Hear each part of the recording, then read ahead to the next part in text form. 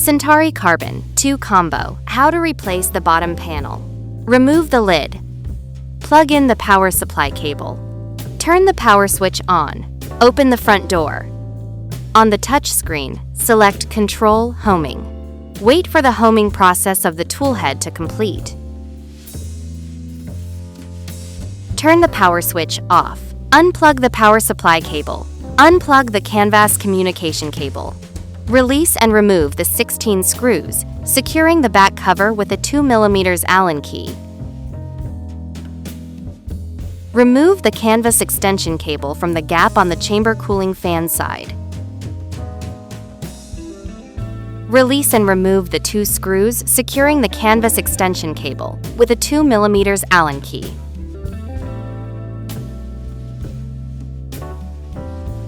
Release and remove the screw on the partition with a 2 mm Allen key.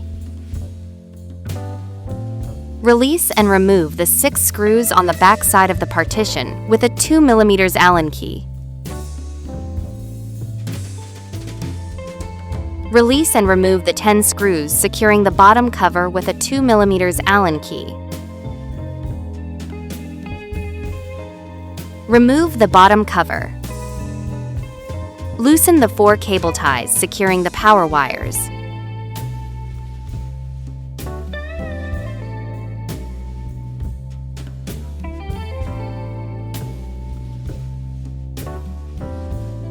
Release and remove the screw securing the cable tie with a 2 mm Allen key.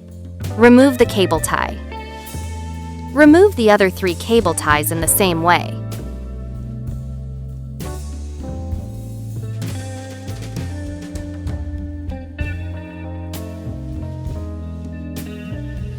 Remove the tape securing the touchscreen ribbon cable. Lift the touchscreen cable port clip on the motherboard. Unplug the touchscreen ribbon cable. Note: the cable connected to the motherboard has a clip. If it cannot be easily removed, use a pair of tweezers to lift the clip. Try to remove the clip again. Unplugging the cable forcibly without lifting the clip may damage the port on the motherboard. Remove the plugs on the upper and right sides of the motherboard.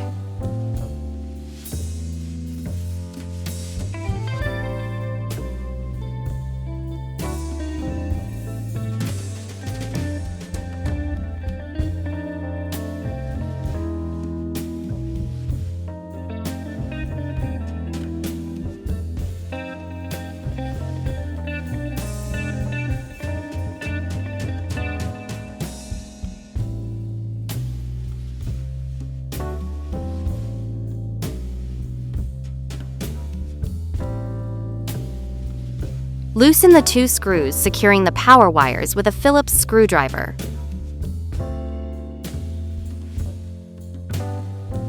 Unplug the power wires. Remove the plugs on the lower side of the motherboard.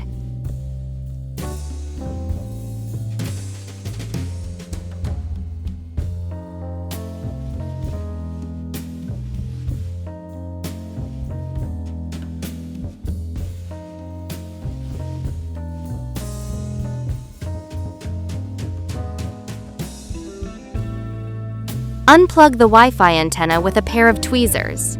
Release and remove the 4 screws securing the motherboard with a 2 mm Allen key. Hold the motherboard when releasing the last screw. Remove the motherboard. Release and remove the 2 screws securing the motherboard cooling fan with a 2 mm Allen key. Remove the motherboard cooling fan. Lift the cover off the power wires. Loosen the 5 screws, securing the power wires with a Phillips screwdriver.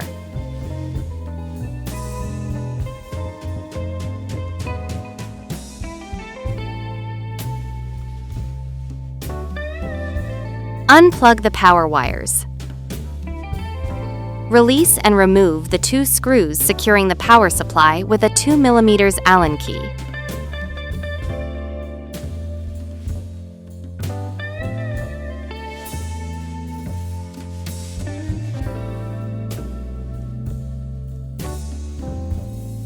Remove the power supply.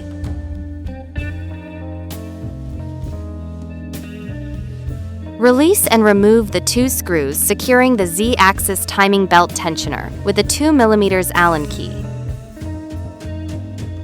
Loosen the spring with a pair of pliers.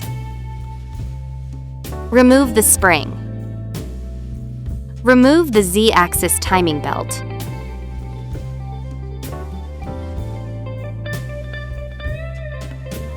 Release and remove the screw securing the spring with a 2 mm Allen key. Release and remove the screw securing the Z-axis timing pulley with a 2.5 mm Allen key. Remove the Z-axis timing pulley. Release and remove the 2 screws on the lower side of the partition with a 2 mm Allen key. Release and remove the 12 screws securing the bottom panel with a 2 mm Allen key.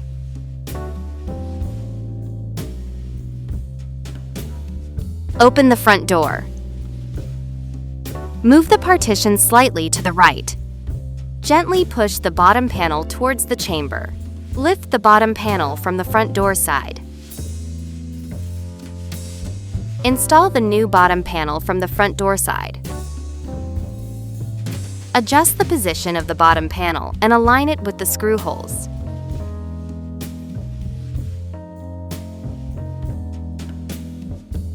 Tighten the 12 screws securing the bottom panel.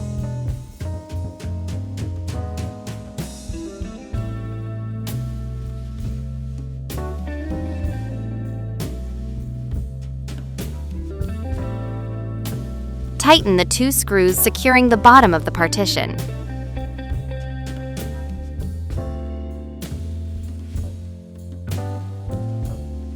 Tighten the Z-axis timing pulley.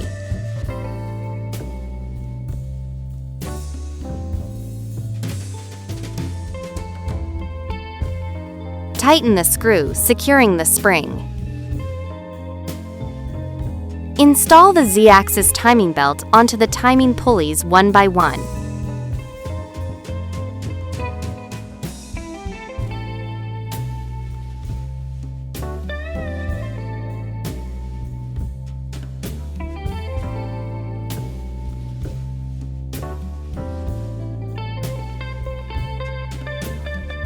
Put the spring in the installation position. Install the 2 screws securing the Z-axis timing belt. Do not tighten the screws at this time. Press the tensioner of the Z-axis timing belt. Pull the spring taut to its original position with a pair of pliers. Tighten the 2 screws securing the Z-axis timing belt tensioner.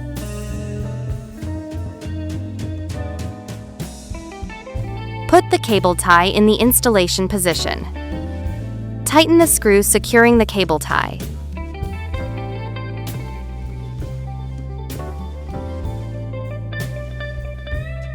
Install the other 3 cable ties in the same way.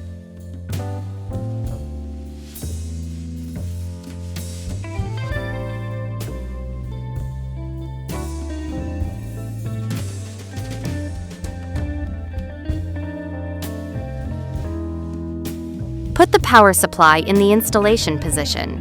Tighten the 2 screws securing the power supply.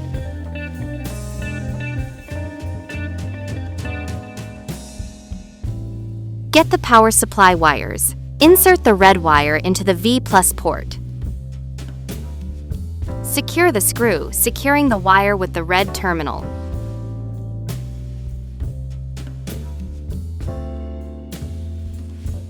Insert the black wire to the COM port.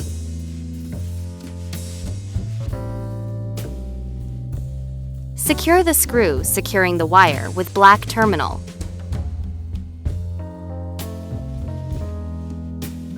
Insert the wire with the PEIN into the grounding port. Secure the screw, securing the wire with PEIN terminal.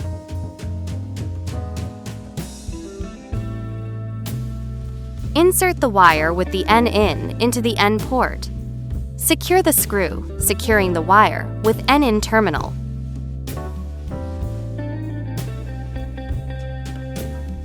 Insert the wire with the L-in into the L port.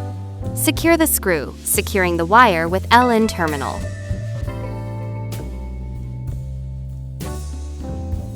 Close the power supply cover. Put the motherboard in the installation position. Tighten the 4 screws securing the motherboard.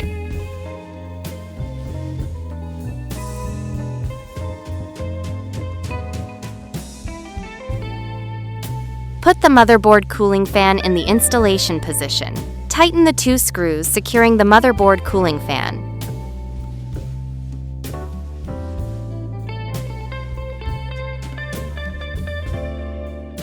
Plug in the touchscreen ribbon cable. Press the clip. Secure the touchscreen ribbon cable with tape. Insert the plugs on the upper and right sides of the motherboard.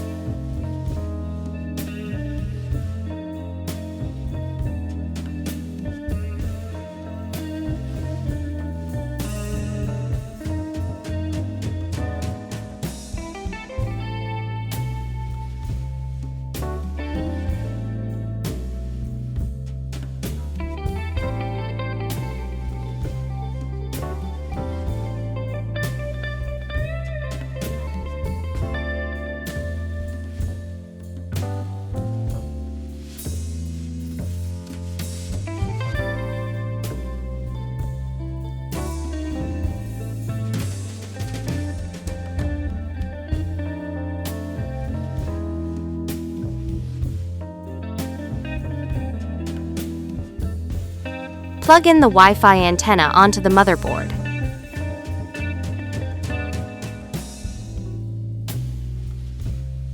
Insert the plugs on the lower side of the motherboard.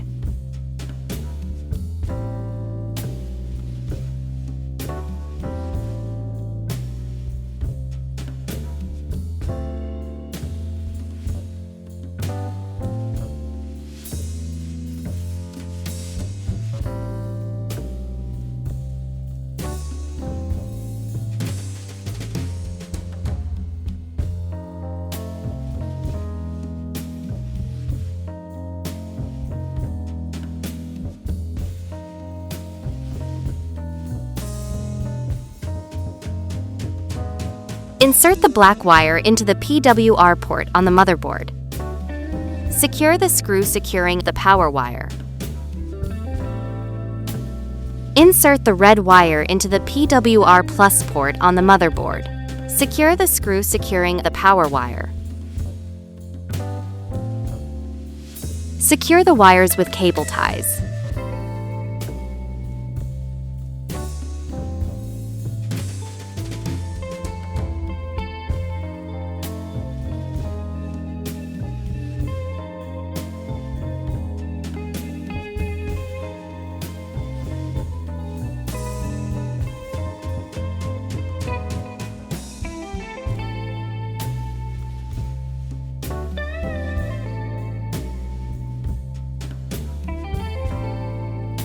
Put the bottom cover in the installation position.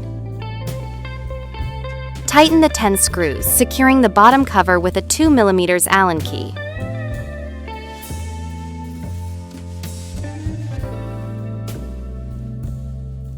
Tighten the screws securing the upper part of the partition.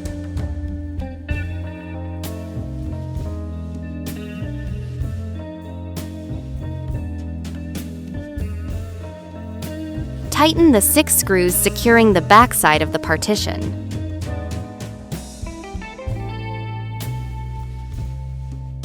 Get the back cover and lay it flat on the table. Tighten the 2 screws securing the canvas extension cable with a 2 mm Allen key. Lift the back cover.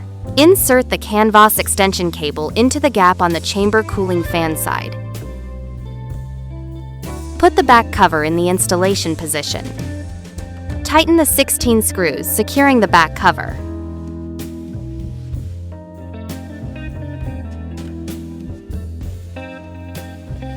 Plug in the communication cable of the canvas. Plug in the power supply cable. Turn the power switch on.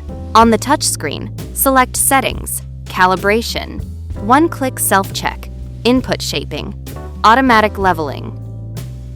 The printer is ready for use after the self-check.